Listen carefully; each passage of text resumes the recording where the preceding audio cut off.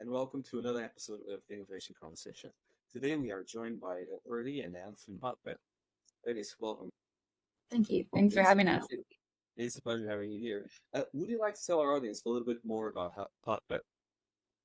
Definitely. So, Perdie and I started Hotbed in May of 2022, and we were actually building another company at the time that we started in 2020. But through building that company, we realized there was a huge shift in the market or a shift in demand for investors being able to access incredible founders outside of just their local area. And we heard all these conversations about how Zoom was going to unlock this pool of incredible talent, but we didn't really see that desire to transform into like a meaningful impact. We didn't see a shift in the number of founders who were being funded outside of these key cities, and we kept wondering why. The majority of venture capital dollars right now goes to just 5 cities that account for 0.004% of the entire world. And it just doesn't make sense to us. We really believe that talent is evenly distributed around the world, but opportunity and funding isn't. So that's what we're trying to impact with Hotbed. So our strategy, our business plan, I don't know why I said business plan. I mean, who even creates a business plan anymore? But like our the way we work, shall we say, is quite different from a traditional accelerator. And that is very much because we don't really understand the point of trying to choose founders when they're super early stage. Everyone knows their game plan is going to change. And all of these other accelerators and even VCs are having to make decisions based off like static pitch decks, which we don't think does a good job of articulating the potential of the startup and the founder. And so the way this comes back to what we were just talking about with our larger vision is that we launched this virtual accelerator to be able to reach founders from all across the world. And we use this kind of unique strategy of letting founders who meet our minimum requirements onto our programs that are typically between like 5 to 6 weeks. Sometimes they go up to like 10 or 12.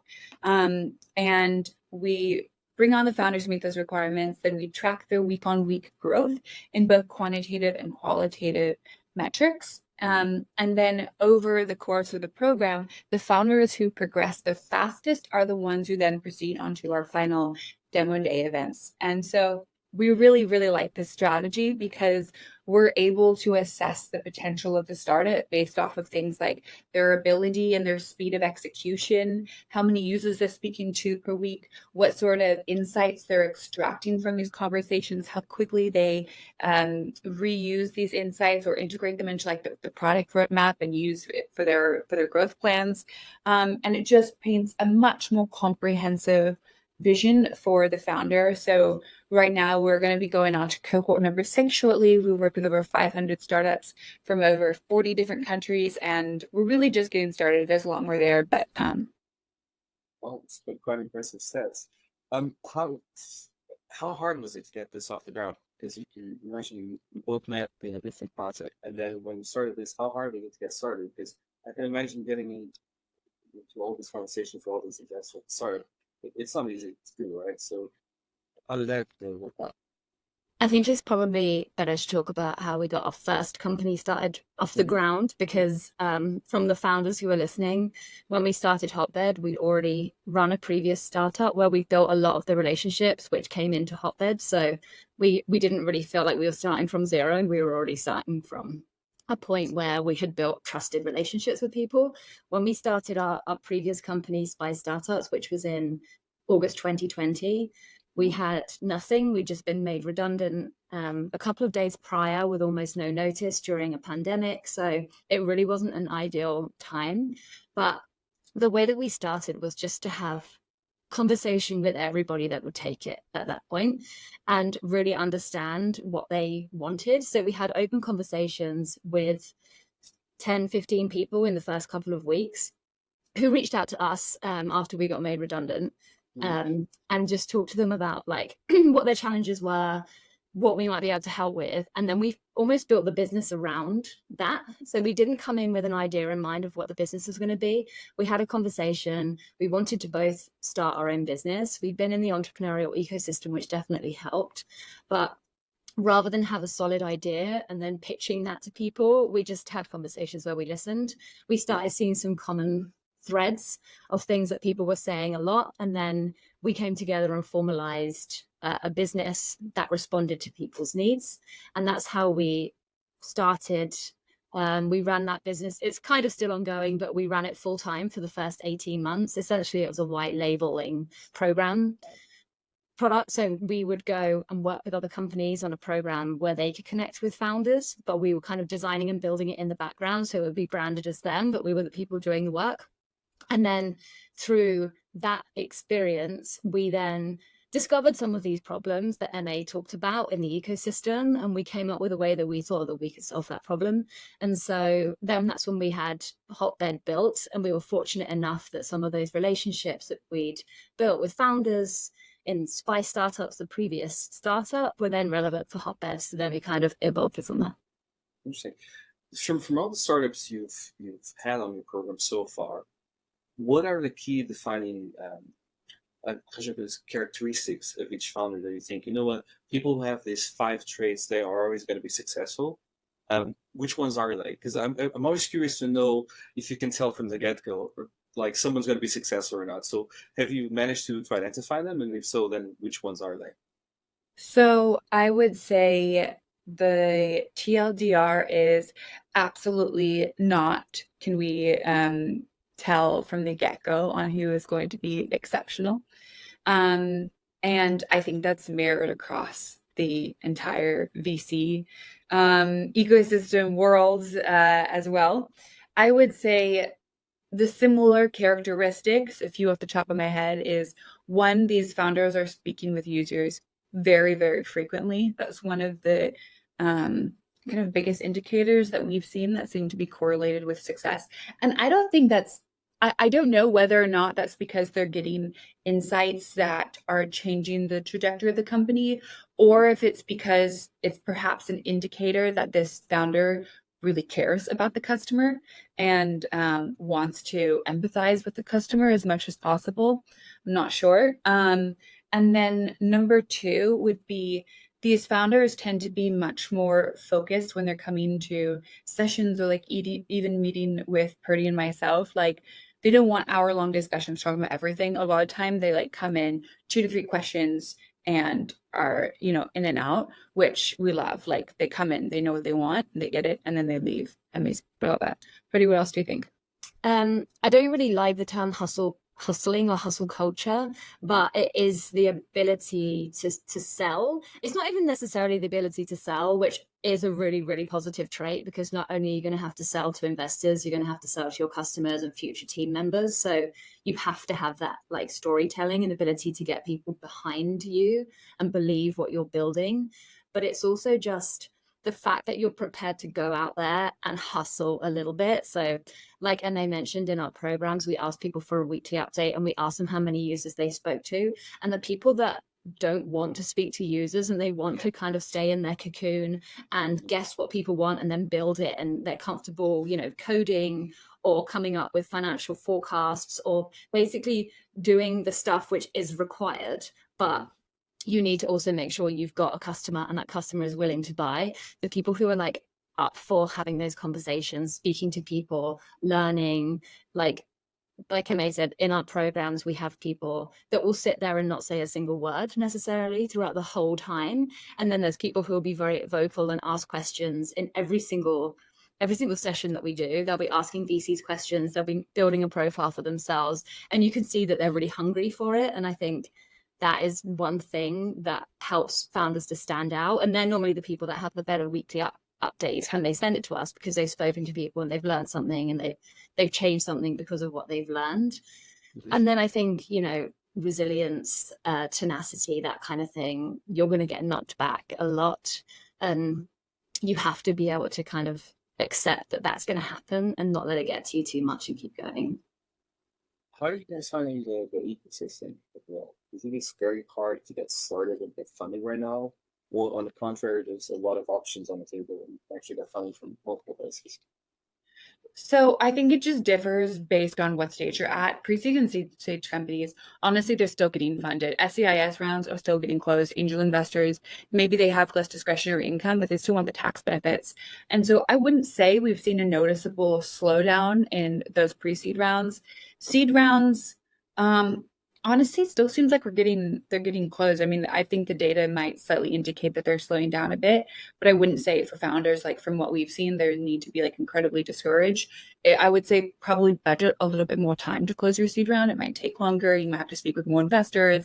They might be a bit more risk averse, but it's certainly not all doom and gloom. Series A and past that, I've certainly heard otherwise, but we're so focused on the early stage founders, and so far they're doing okay. Yeah, and the expectation, just keeping in mind that with all of the AI and no code tools that are available, the expectation is that you've proved quite a lot. I think that's the difference. Yeah. So it's easy to raise at pre-seed. There are investors, there is capital, but if you raise with just an idea and a deck, investors are going to push back a bit and say, like, what can you prove now without taking the funding that this is going to work? And can you build a website using no code and then start building up a waiting list? Or can you build a prototype yourself? You don't need that coding expertise or loads of money to build something. So, and with ChatGPT and other AI tools, you should be able to be out there kind of as much as you possibly can before you raise. So what advice would you give to early stage founder? Really just get your own MVPs in local tools and then ChatGPT to fill in the blanks? Well, number one, I'm not biased. Join Hotbed. We'll help you out. But point number two, after you've done that, I would say, I mean, it's hard without knowing like what the founder is building because there's a lot of different options out there. But honestly, you don't even have to get as sophisticated as building something on a no-code platform. We've had founders like Rachel from Warrior Kids who literally built the MVP on WhatsApp. Like you don't need anything fancy. You just need to prove the value proposition like resonates with the target user. That's it. Interesting. And how are you finding the mix between genders from different backgrounds, both in Hotbed and also in market? Because there's a lot of conversations at the moment about diversity in the space and how there's a bit of a voice club in the tech space. So how are you finding that overall? There's a tip. So we were just talking to Ricardo before that we started this series of 25 tips. And there was a tip that came from Sam Marchant at Handbrake Perks about the difference between women founders and men founders when they're pitching investors. And the fundamental difference that he's seen from all the pitches he's seen is that men tend to talk about where they're at now and where they're going, and women talk about where they're at now and how they got there. So the women will start from a position of today and look backwards, whereas men will start from a position today and look forwards. And communicating the larger vision is what the VC investors are buying into. So they're buying into what's going to happen when they're on the journey going forwards. And so there is a lot of talk out there about women getting less funding. If you look at the Seed Eagles data, women that are out there raising rounds are just as likely to close them as men. It's just that there seems to be less attention or raising less. Yeah, they're raising less money. But some of it in part is down to how, like, I'm sure you've heard this before, the questions that VCs asking women are about risk, and the questions that VCs might ask men are about opportunity. So you kind of need to be aware of the game that's being played and switch the narrative to work in your favor. And so if you're a female founder, just think that you should be talking about opportunity, you should be talking about the future, you should be talking about vision, because that's what's going to get VCs or other investors excited. And if you're asked a question that's related to risk or is related to the past, or you feel like you're having to prove yourself, answer that question in a way that switches it to talk about the way that the man would have been asked the same question. I would also add on that, like, there's everything right now. We see all of like the press pieces, sifted articles, LinkedIn content around like societal issues and like these macro issues. But I think it's so much more important for founders to focus on like what they can personally do, like how they answer questions and like even like their attitude going into the pitch. Like one of the things that frustrates me the most is when I hear female founders before they've even started fundraising, or had even put together their deck, being like, well, is it even worth me talking with investors because I just hear no females are getting funded? And like we hear that so often, and that I honestly think that narrative is like perhaps doing more harm than perhaps anything else, because people go into this, why either they don't go into it or they go into it thinking the odds are completely against me, when realistically, like there are so many incredible successful female founders like who continuously prove like this glass ceiling. I mean, there isn't one. I mean, there are absolutely systemic issues, but there's no reason why people should be hesitant or fearful about the process. What about raising? Would you advise people to just focus on raising from investors in the UK, or should they go to other markets like Europe and the US, where, well, especially the US, the rounds tend to be a lot bigger, especially here in the States? Where would you advise people to go? Just focus on their existing market, or actually go elsewhere? That's a really good question. I would say, I mean, it depends case by case. US, I think people tend to underestimate it a bit. They think, oh, investors are a lot more focused on opportunity. They're less risk averse, and they're going to be able to raise larger rounds at larger valuations, when realistically, like the US already has fantastic deal flow. So sure, investors have more capital, but at the same time, like the pool of competition is phenomenal. And also investors in the US tend to prefer to invest in the US, which is something that we're trying to change, but that's tough for today. And then regards to like how, Europe, or how they should think about that process, like it could be helpful for founders to speak with investors here in the UK and then just like ask them if they know of any great investors in Europe that they can introduce them to. That would at least help like bridge the gap between cold outreach to someone in a completely different country. I would say though, to bear in mind, if you're doing a pre-seed round and you're doing SEIS, like remember that international investors don't get that benefit. Yeah, and be a bit strategic. Like if you are going to go to the US, don't just go because you think it's a golden ticket. But if you're going to launch into the US as your next market, that is a strategic reason to take money from that country. Same if you want to launch into any other country in Europe or further afield. If you're going to go there, then raising from there makes a lot more sense than just going because you think that you can get money.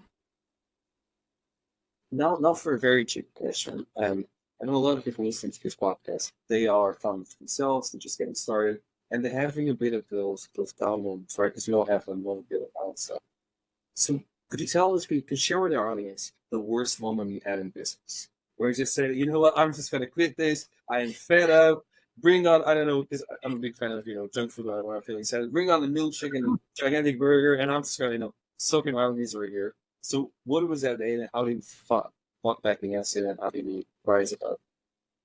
So we're probably going to need to wait a little longer to share what our most recent bad day was. If we can think of a different bad day other than the obvious one, maybe we can talk about what we do during bad days. What do you do during bad days? Sorry. Yeah. I would say number one, like have time to vent. Like if you feel really poorly, you just have to kind of honor that, not to sound wooey, but it's okay. It's okay to like go out for a walk, a really long walk, like listen to music and like just be really pissy. It happens.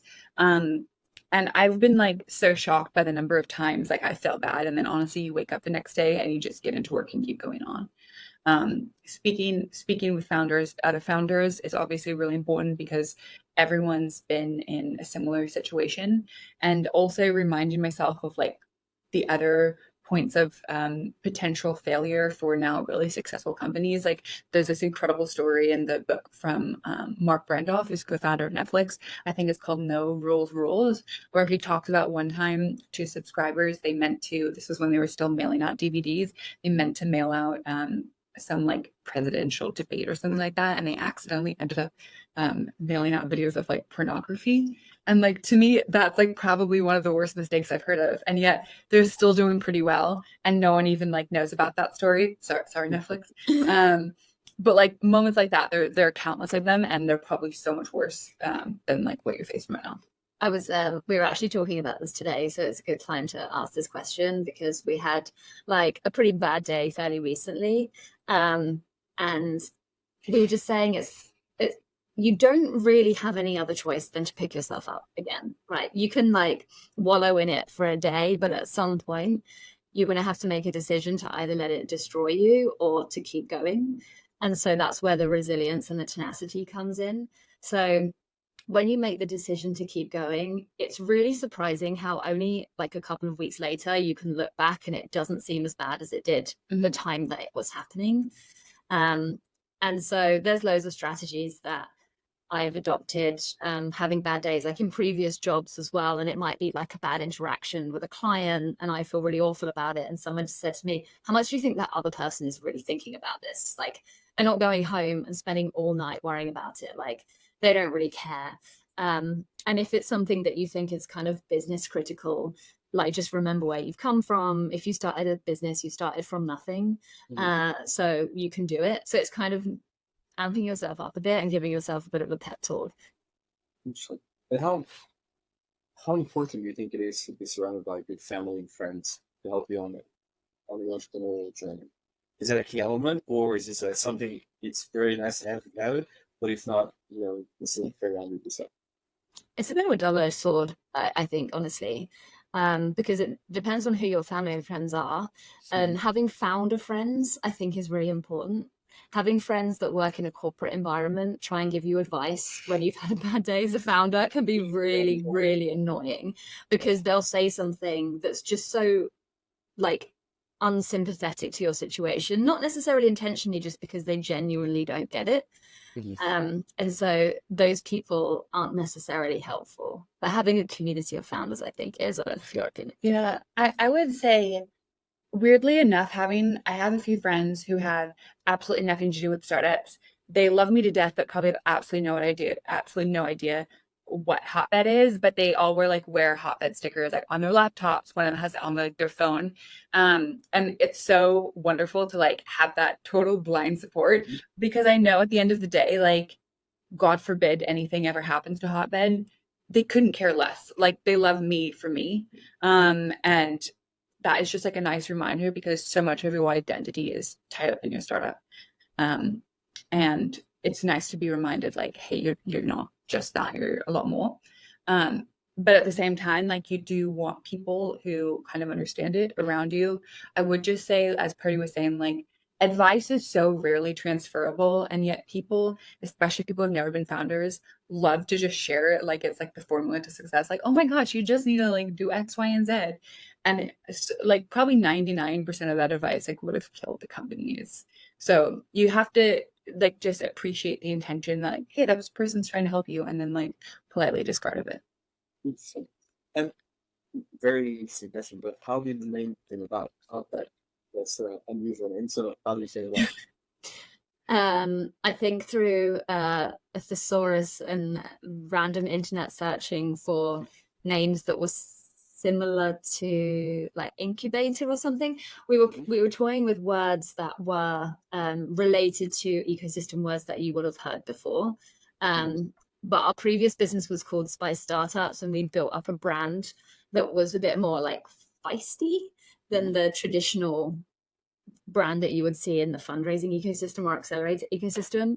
And so I think we were just reading out like 1,000 different words from a thesaurus, like how about this, how about this, how about this, how about this, how about this.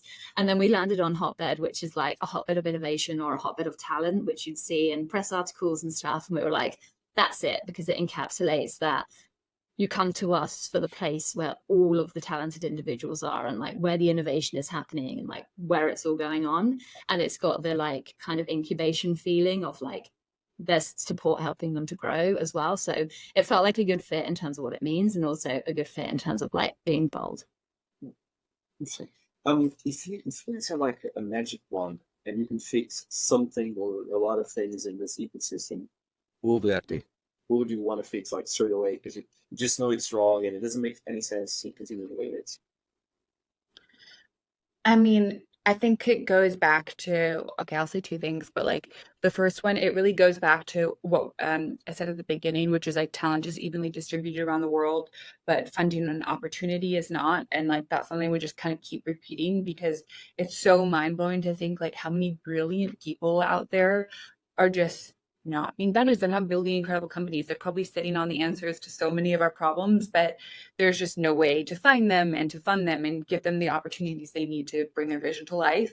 And I think when you like really meditate on that, it almost becomes a little bit like maddening or infuriating because it's just absolutely absurd. So that's what I'd like to see changed, hopefully from us. And then point number 2, I would say mindset. Founders are so often like, not even just founders, everyone I think is like the own worst enemy. And the narrative that you have on repeat to yourself is what ends up becoming your reality. So if you go into fundraising with the mentality of, I'll go back to the gender bit, like I'm a female founder, I'm not going to get funded. Every time an investor says no to you, you're going to think, oh, it's because I'm a female, versus the men who are also pitching hundreds of founders. And maybe one of them is just thinking like, okay, it's a numbers game. I'm trying to get to the 5 investors out of 300 that are going to back me. This one said no. On to the next one means I'm one closer to finding the investor. Like your self-narrative is absolutely everything, but so many people are on autopilot and it's just like programmed for them, and haven't realized like that's a massive tool that's sitting in your brain that's completely under your control. I'll say another 2. So I think in the ecosystem, there is a lot of noise, but not necessarily a lot of value. And managing to navigate through the noise to get to the value, I think is sometimes quite difficult for founders. So as an example, if you go on LinkedIn, there's a lot of people talking about a lot of stuff for their own like PR, but they're actually not providing any value. And you need to find the people that are. And I think the other thing is, from an investor perspective, and I understand why investors do this, but like not enough clarity on the decision making, which can end up wasting founders' time. So if it's a no, tell somebody it's a no, and explain why, rather than having I think, and it kind of links into this thing where investors are seen as like better than founders, and founders have to like bow down to the investors, and that dynamic in the relationship, I don't think it should be like that. It's fairly obvious why it is like that, because there's people with money and people that want money. But I think investors could help change that by just being a bit more transparent about whether they're interested or not, and to save people from like constantly going after them when they know that it's a no, but they're not prepared to say it's a no, because founders are going to keep chasing the money if they think the money's there. What mantra you have on the back of your mind? I think mantra might be a strong word, but what's that quote or the mantra or that little sentence you keep on having on the back of your mind that guides you to the really, really rough days, to those days just like you? What's that one thing that keeps on repeating itself, saying, I know maybe I got this, or no, they're not going to screw me over, or I'm stronger than them? What's all that? Do you have them? I wouldn't say that's such a wonderful question. I wouldn't say It's a very complex question. Okay, I got it. no, I love it. Yeah, I don't have one thing that I repeat. It's very much like an evolving conversation. I would just say, like, personally, my spirituality is really like the foundation of, I don't know, I guess like how I get through the day, and it gives me so much peace. And just remember, like, you're one very, very small bit of the universe, and so these little like ups and downs, which seem absolutely devastating and are so easy to kind of get like wrapped into, I mean, I firmly believe there's like a plan for everyone, and so I just remind myself, like, she said this earlier, I was like, you just have to like surf the wave, and that's very true. Of course, sometimes you want to like co-create, you don't want to just surf the wave, you want to like shape the wave too. So it's a bit of a dash, shall we say. I think for me, I tell myself, and I really truly believe this, even on the worst day, like the worst business day you can possibly have, this is still better than the alternative. Yeah. Like if you think about everything that you might want, you might be like, do you know what? I'm just going to quit and go work at Starbucks because I can't really be dealing with the stress, and I want to finish my job at the end of the day and then like not take the job home with me and just come home and be totally present with everyone else. And then you really, really like play that through in your mind, and you'll be like, I don't want that. I'd be bored as hell if I was just working at Starbucks. And so you want to be doing this. And if you don't want to be doing what you're doing, have a really serious conversation with yourself about that, because you have to be so committed if you're going to build a business. But even on the worst day, it's better than the alternative. Yeah. What was the best success story you had so far about that? So there is a founder. This is going to be so unbiased because we also invested in him. His name's Ron. He's the founder of a company called Sorry, and he actually went through one of our programs with Spice. Right in the early days of his company. And then when we went through Hotbed, he went through one of our programs again, was one of the top performers, proceeded on to one demo day, and he closed his round. He's now raising a larger round, and yeah, we were fortunate to invest in his company in the earlier round. And he was recently on, I think, the Forbes 100 startups of India, some incredibly impressive list. And I mean, the company is doing phenomenally well, but also for Ron, just like as an individual, he is so wonderful. He came into one of our cohorts and spoke with the founders, and I think it's like one of our most watched YouTube videos because he's so brilliant and articulate, but it's also like very warm and kind. And I think even though he's far along right now, he's still just getting started, and we're so excited to see where he's going to be in 5 years. Very cool. What advice would you give people when they approach investors? What's that one thing you say, actually don't do this instead? Is there any magical trick you can do to just have engaging conversations with investors? Or not really? It's just a matter of blasting them all with emails and see who replies. I think if I had to give one piece of advice, it would be remember, well, 2 things. Firstly, remember that the investor is a human. And so actually don't go in and pitch them at all, have a conversation with them and let them do a bit of the talking and find out what they're interested in and then find the right angle to talk to them rather than just go in and be like, they'll respond to this, blah, blah, blah, blah, blah, blah, blah, blah. And the second thing is have some empathy outside of them being human with their situation. Because a lot of founders will say, I'm pitching investors because I want money. Why do you want money? Because I want to build my business. Okay, if you went to the pub and just walked up to a random stranger and said, can I have £100? They'll be like, why am I going to give you £100? And as soon as you get into the mindset of why is that person going to give me the money? It's because they get something out of it. Then the empathy for the other person kind of shows. And that's, I think, when you can pitch a more compelling argument. It's like, how am I going to make you loads of money rather than how am I going to benefit from you giving me this money? It's a completely different approach, I think. Like I said, a lot of people just go and ask me for money, right? And they never think, what does this person needs to have in order to give me money, right? Well, it's very valid. I know we're very short on time, which is a shame because there's tons of things we can talk about. But if people want to reach out to you, how can they do so? Yeah, so go over to hotbed.co. There's an email list you can sign up to be notified about our upcoming events and our upcoming programs. Our most recent event, we just had the co-founder of WeWork was our headline speaker amongst an incredible lineup of speakers. So our events, I'm fully biased, but they're pretty wonderful. I would also check out our LinkedIn, our Twitter.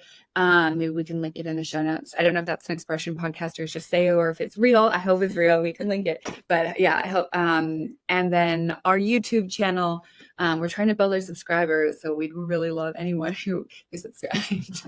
Like and subscribe. Yeah. Okay. All right. Sounds good. Perdie, thank you so much for your time. Thank you. All the best for that. Okay. Thank you so much. Thanks. I saw